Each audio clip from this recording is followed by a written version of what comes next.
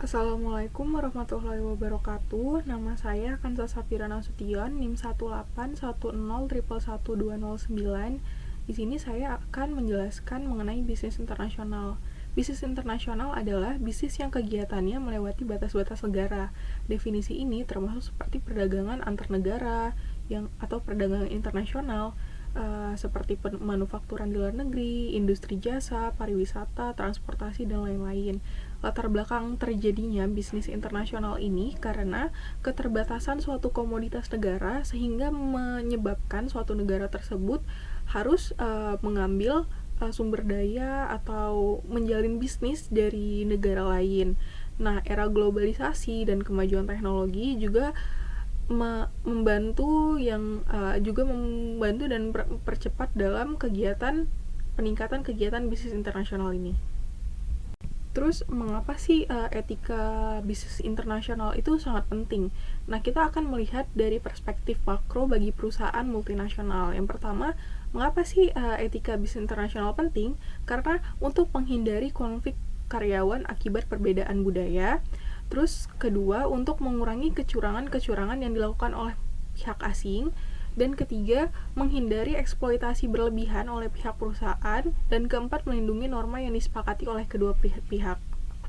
Dengan adanya etika bisnis internasional, konflik antar karyawan akibat perbedaan budaya seperti dari negara satu dan negara lainnya itu dapat dinetralisir karena masing-masing dari karyawan memiliki rasa toleransi satu sama lainnya.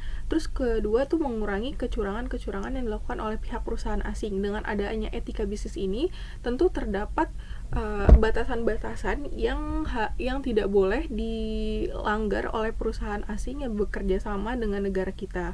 Terus ketiga, menghindari eksploitasi berlebihan oleh pihak perusahaan. Dengan adanya etika ini, perusahaan asing juga tidak bisa mengeksploitasi secara berlebihan bagaimana karyawan-karyawan dari negara kita bekerja dan lain-lain. Assalamualaikum warahmatullahi wabarakatuh. Nama saya Mira Riovanda NIM 149. Di sini saya akan menjelaskan mengenai norma-norma moral yang umumnya terjadi pada taraf internasional. Yang pertama ada egoisme moral, yang kedua ada menyesuaikan diri, dan juga yang ketiga ada imoralisme naif. Egoisme moral ini adalah maksudnya pandangan yang apabila suatu perusahaan menganut norma-norma moral yang ada di negaranya atau tempat ia berasal. Jadi kayak misalkan si A ini lagi ada di negara X, tapi dia tetap menganut norma-norma moral yang ada di tempat dia berada. Kayak misalkan dia tinggal di negara Y nih, dia tetap menganut sistem norma moral yang ada di negara Y untuk menjalankan bisnisnya di negara X tersebut. Yang kedua ada menyesuaikan diri. Menyesuaikan diri ini adalah pandangan yang terbalik dengan egoisme moral tadi. Kalau misalkan egoisme moral itu sebuah perusahaan harus menganut dari tempat dia tinggal, kalau misalkan menyesuaikan diri ini, sebuah perusahaan harus menyesuaikan diri kepada tempat di mana ia bekerja. Kayak misalkan si A ini bekerja pada perusahaan X di negara X gitu. Nah, dia harus mau menyesuaikan norma-norma moral yang ada dalam negara X ini gitu. Terus habis itu yang ketiga ada imoralisme naif. Jadi yang dimaksud dengan imoralisme naif ini adalah dia nggak berpegang teguh kepada norma moral manapun. Jadi kayak dia itu cuma berpegang teguh kepada hukum yang ada. Karena kalau misalkan dia berpegang teguh kepada misalkan egoisme moral atau menyesuaikan diri, itu justru dia bakal merugikan perusahaan tersebut karena memiliki daya saing yang tinggi gitu. Saya akan menjelaskan tentang masalah dumping dalam proses bisnis internasional. Dimulai dari pengertian dumping. Dumping itu merupakan praktik menjual barang ke pasar internasional dengan harga yang lebih rendah atau lebih murah dari pasar di dalam negeri. Dumping ini juga memiliki beberapa tujuan, diantaranya adalah mendapatkan keuntungan maksimal melalui diskriminasi harga dengan cara mengekspor atau menjual produk ke negara lain dengan harga yang lebih rendah dibandingkan produk yang dijual negara eksportir maupun importir. Yang kedua, mencegah terjadinya penumpukan stok barang di pasar dalam negeri akibat kelebihan produksi, sehingga diekspor ke luar negeri dengan harga yang lebih murah. Yang ketiga, untuk memonopoli pasar, dengan melumpuhkan bahkan mematikan bisnis pesaing dengan merusak pasar dengan penjualan produk harga murah, sehingga pesaing yang tidak kuat secara modal dan strategi akan tumbang dengan sendirinya. Dengan tumbangnya para pesaing, produsen dapat menguasai pangsa pasar sehingga lebih mudah dengan memainkan harga, meski di awal harus menanggung kerugian jangka pendek. Ada pula juga keuntungan dan kerugian dari proses dumping tersebut. Di antaranya adalah memenuhi kebutuhan akan produk atau komoditas antar negara. Ada kalanya suatu negara mengalami kekurangan produksi akan komoditas tertentu, sehingga untuk mencukupi ketersediaan di dalam negerinya harus dilakukan impor. Di sisi lain, ada negara yang mengalami surplus produksi komoditas sehingga tak hanya mampu memenuhi kebutuhan pasar dalam negeri, tetapi juga pasar luar negeri melakukan kegiatan ekspor. Penjualan komoditas ke pasar luar negeri dengan harga yang tak murah tak selalu merupakan praktik dumping dengan konotasi negatif. Adanya perbedaan pasar antara negara importir dan eksportir bisa jadi mempengaruhi harga jual yang murah. Jadi, dumping tidak selalu dikaitkan dengan hal yang negatif. Bisa saja suatu produsen melakukan dumping ini agar produk yang dihasilkan tidak memiliki stok yang berlebih dan bisa mendapatkan hasil dari barang yang dijual dengan harga lebih rendah. Yang kedua, dapat memperluas dan meningkatkan pangsa pasar. Tak bisa dipungkiri, banyak pemain dalam sektor ekonomi, apalagi lingkup internasional. Hal ini menimbulkan persaingan yang ketat, sehingga upaya menjangkau dan memperluas pasar bisa dirasa semakin sulit. Praktik dumping secara nyata dapat memperluas dan meningkatkan pangsa pasar. Lebih rendahnya harga produk yang ditawarkan ke pasaran luar negeri mampu menarik perhatian importir untuk ikut terlibat dalam transaksi dagang internasional. Yang ketiga, menambah pendapatan devisa bagi negara eksportir. Pembayaran produk dalam perdagangan internasional dilakukan dengan mata uang asing. Praktik dumping yang mampu meningkatkan pangsa pasar mengindikasikan semakin banyak pendapatan atau devisa mata uang asing. Semakin banyak pendapatan devisa atau mata uang asing yang diperoleh negara atau masuk ke eksportir. Ada dua motif dari proses dumping dalam bisnis internasional. Sisi positifnya, penjual mempunyai persediaan terlalu besar, sehingga ia memutuskan untuk menjual produk bersangkutan di bawah harga saja. Ini dilakukan agar stok yang berlebihan tersebut tidak menganggur dan produsen tetap mendapatkan keuntungan dari stok yang berlebihan tersebut.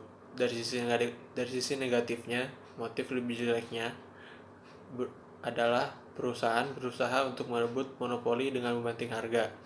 Ini juga dapat merugikan produsen lain karena produsen-produsen yang lebih kecil tidak mampu mengimbangi produsen-produsen yang lebih besar saat melakukan dumping. Dampak dari dumping ada dua. Yang pertama, konsumen diuntungkan jangka pendek karena dapat membeli produk dengan harga murah. Yang kedua, para produsen menderita kerugian karena tidak sanggup menawarkan produk dengan harga semurah itu. Yang kedua ini kasusnya pada produsen-produsen yang sifatnya masih kecil. Jadi produsen-produsen tersebut tidak bisa mendapatkan keuntungan sebesar produsen-produsen yang besar saat melakukan dumping. Kemudian apa saja tujuan dari politik dumping itu? Pertama, politik dumping itu bertujuan untuk menguasai pangsa pasar luar negeri. Kedua tuh untuk mencapai target pemasaran dari penjualan perusahaannya. Terus ketiga itu cuci gudang karena dikarenakan lebih baik menjual barang dengan harga murah daripada menimbun barang dan tidak menghasilkan uang. Halo, nama saya Sultanova. NIM saya 215. Saya mau menjelaskan tentang jenis praktik dumping. Jenis dumping itu pada umumnya praktik yang melakukan dumping pada perdagangan internasional dibagi menjadi 3 jenis, antara lain yaitu prestan dumping, yaitu kecenderungan suatu negara dalam melaksanakan tindakan monopoli yang berkelanjutan dari suatu perusahaan pada pasar domestik Tujuannya untuk mendapatkan profit. Banyaknya dengan cara menetapkan harga lebih tinggi dalam negeri daripada di luar negeri. Terus yang kedua adalah sporadik dumping. Suatu kebijakan perusahaan dalam menjual produknya ke luar negeri menggunakan harga jauh lebih rendah secara sporadik dibanding dengan harga dalam negeri dikarenakan adanya kelebihan produksi dalam negeri. Terus yang ketiga yaitu ada predatory dumping. Tindakan perusahaan dalam menjual barang hasil produksinya dengan harga yang lebih murah untuk jangka waktu tertentu. Tujuan untuk menekan perusahaan lain dalam menurunkan harga barangnya menjadi lebih rendah hingga pada batas perusahaan itu tidak mampu lagi. Saya akan menjelaskan tentang contoh profit dumping yang pernah terjadi. Pertama yaitu contohnya seperti harga HP Xiaomi yang lebih murah di Indonesia dibandingkan dengan harganya di negara asalnya yaitu Cina. Terus yang kedua itu Cina mengekspor sutra ke India dengan harga murah, padahal di India itu adalah negara yang menghasilkan penghasilan sutra yang terbanyak gitu. Terus yang ketiga itu dominasi terigu Turki pada tahun 2009 di Indonesia disebabkan karena harga terigu asal Turki itu merendah dan lebih murah, jadi Indonesia itu membelinya lebih banyak. Lalu selanjutnya saya akan membahas mengenai KADI atau Komite Anti Dumping Indonesia. Jadi Komite Anti Dumping Indonesia ini dibuat oleh pemerintah Indonesia pada tanggal 4 Juni 1996. Nah, dia diwewenangkan untuk melakukan gerakan anti dumping terhadap barang-barang impor yang terbukti terjual secara dumping. Ini dilakukan untuk melindungi industri Indonesia yang akan mengalami kerugian akibat dumping. Jadi berdasarkan tujuan KADI tadi, KADI ini memiliki kewajiban untuk melakukan gerakan sosial kepada masyarakat mengenai aturan-aturan dan juga ketentuan-ketentuan dunia yang telah diratifikasi. Hal ini bertujuan agar masyarakat-masyarakat Indonesia, terutama yang memiliki usaha, untuk terlindungi dari perdagangan yang tidak sehat atau unfair trade practice, yang di dalamnya termasuk dumping dan juga subsidi. Sekian dari saya, selanjutnya akan dilanjutkan oleh teman saya. Terima kasih. Masalah korupsi dalam konteks moral. Korupsi, yang bahasa latinnya corruptio, dari kata kerja corrompere, yang bermakna busuk, rusak, menggoyahkan, memutarbalik, serta menyogok. Secara harfiah, korupsi adalah perilaku pejabat publik, baik politikus atau politisi maupun pegawai negeri, yang secara tidak wajar dan tidak legal memperkaya diri atau memperkaya mereka yang dekat dengannya dengan menyalahgunakan kekuasaan publik yang dipercayakan kepada mereka.